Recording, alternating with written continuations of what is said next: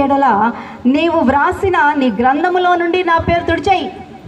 దేవుడా, ఈ ప్రజలందరూ నా వాళ్ళు కాబట్టి ఒకవేళ వాళ్ళ విషయంలో ఏదైనా చేయదలిస్తే మొదటగా నన్ను చూసుకో అని అంటే, దేవుడు అంటండి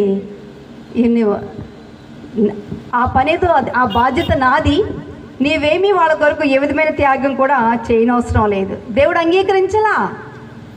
నువ్వు కూడా పాపివే, నువ్వు కూడా బలహీనుడివే, నువ్వేం చేస్తావయ్యా అని చెప్పేసి మోషేని కూడా పక్కన పెట్టేశాడు దేవుడు. ఇట్లాగే దావీదు గారు ఉన్నారు. ఆయన కూడా అంతే, ఒక రాజు, దేవుని చేత అభిషేకించబడిన వ్యక్తి.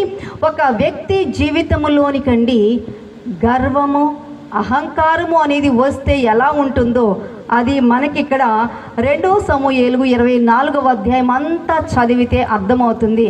అందులో నుంచి ఇక్కడ దావీదు ఒకే ఒక్క మాట దేవుడితో మాట్లాడుతూ ఉన్నాడు. 24వ అధ్యాయము 17వ వచనం. దావీదు జనులను నాశనము చేసిన దూతను కనుగొని యెహోవాను ఇలాగూ ప్రార్థించెను, చిత్తగించుము, పాపము చేసిన వాడను నేనే, దుర్మార్గముగా ప్రవర్తించిన వాడను నేనే. గొర్రెల వంటి వీరేమి చేసిరి, నన్నును నా తండ్రి ఇంటి వారిని శిక్షించుము. ఎందుకంటే అహంకారానికి వెళ్ళి దావీదు అక్కడ తన సైనికులకు ఆజ్ఞాపిస్తారు, వెళ్ళండి జనసంఖ్య కౌంట్ చేయండి అని అంటే జనసంఖ్య కౌంట్ చేయడానికి వీల్లేదు. ఇప్పటివరకు నువ్వేనాడని చేసావా? అందుకని సైన్యాధిపతి అయిన యోవాబు వచ్చి హెచ్చరిక చేస్తాడయ్యా, రాజుగారు అలా చేయడం భావ్యం కాదయ్యా అని అంటే, చెప్పింది నేను, పని చూడు. అలాగే కంప్లీట్ అవుతుంది, ఇమ్మీడియట్గా శిక్ష వచ్చేస్తుంది. అప్పుడు దేవుడు 3 ఆప్షన్స్ ఇస్తాడు. ఒకటేమో 7 సంవత్సరాల కరువు, మరొకటేమో తెగులు, మూడవదేమో ఇదిగో 3 రోజుల పాటు వారి మీదకి తెగులు, రెండవది మరొకటి ఉంది. ఈ మూడిటిలో అంటాడు కదా, ఇక నేను జోముగల దేవుని చేతిలో ఉండడమే మంచిది, ఇక బయట దగ్గరికి ఎందుకులే, శత్రువులకు అప్పగించుకోవడం అని చెప్పి అన్నప్పుడు దేవుని దగ్గర నుంచి దూత వచ్చి చంపడం బిగించేస్తూ కొన్ని వేల మంది చనిపోతారండి.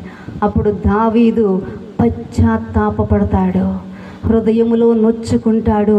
క్రైస్తవులుగానండి తప్పులు ఒకవేళ ఇదిగో అహంకారముతో, గర్వముతో మనము నింపబడినప్పుడు, మనము చేసినప్పుడు మనలో పశ్చాత్తాపము రావాలండి. మరలా తిరిగి ప్రభు యొక్క నూతన ఆనందాన్ని మనం పొందుకోవాలి అనంటే మన జీవితంలో పశ్చాత్తాపం మరలా రావాల్సిందే. అది లేకుండా మరలా మనకు నో ఐడెంటిటీ, అది లేకుండా కనుక మనం చనిపోతే మనం ప్రభు సన్నిధిలోనికి వెళ్ళనేరము. ఆలోచించండి. అందుకని మన పరిమితి, మన జీవిత కాల పరిమితి అనేది చాలా కొద్దిగానే ఉంటుంది. అందుకని